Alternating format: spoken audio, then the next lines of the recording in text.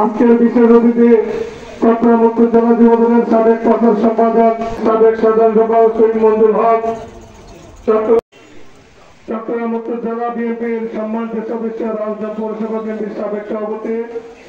16 বছর আগে যখন ফ্যাসিস্ট হাসিনা সরকার ক্ষমতা নিল, এই দেশে যুবক যখন 18-19 বছর তারা কোনদিন ভোট দিতে পারে নাই, এক দায়িত্ব করে বেশিবাদী সরকার আমাদেরকে নিষ্পেষিত করেছে জাতীয়বাদী সরকার।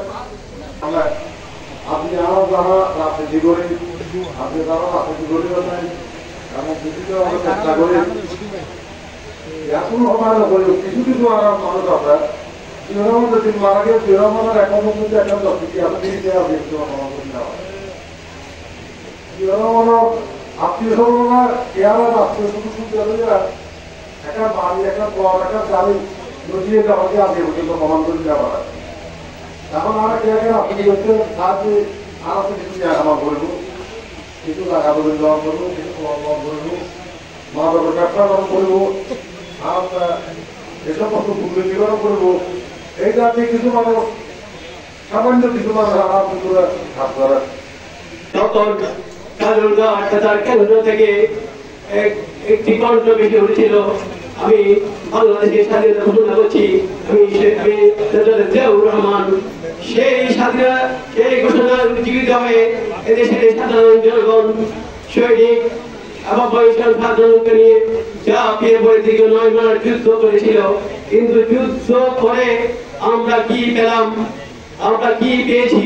আমরা পেয়েছি দুঃশাসন, আমরা পেয়েছি দুর্ভিক্ষ, আমরা পেয়েছি সন্ত্রাসী কর্মকাণ্ড থেকে সবকিছু হয়েছে। আগামীতে যে কোনো নির্বাচন হবে, বাংলা জাতীয় দল অবশ্যই নির্বাচিত হবে। এই দেশের আকাঙ্ক্ষার প্রতীক হচ্ছে ধানের চলা, এই ধানের শীষ হচ্ছে শহীদ প্রেসিডেন্ট অন্তরের যে প্রতীক, সেই প্রতীকটা প্রতিদিন হয়ে বেড়াচ্ছে, প্রতিদিন মানুষের মনের মধ্যে বিদ্যমান। আমি মনে করি এই বিদ্যমান এখানে অনেক অতিথিবৃন্দু আছেন, আমাদেরকে স্মরণ করে দিতে চাই তদানীন্তন শেখ মুজিবুর রহমান বাংলাদেশ স্বাধীনতা চাইনি, উনি চেয়েছিল স্বায়ত্ত শাসন। উনি 1971 সালে দেশ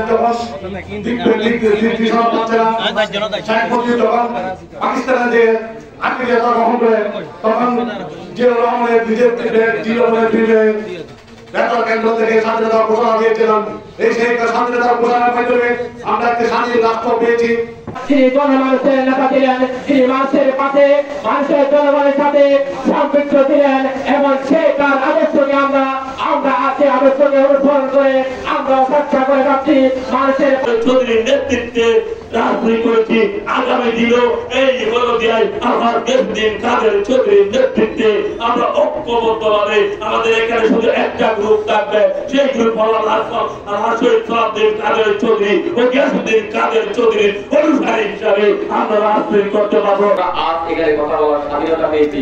বাংলাদেশ যে সময় বাংলাদেশের নেতৃত্ব দেওয়ার কথা কেউ ছিল না, সম্মুখ যুদ্ধে স্বাধীনতা যুদ্ধে সম্মুখে যুদ্ধে করে যে শত্রু শক্তিকে পরাজিত করে যে বাংলাদেশ স্বাধীন করতেন, সে আর কেউ নয়। জিয়াউর রহমান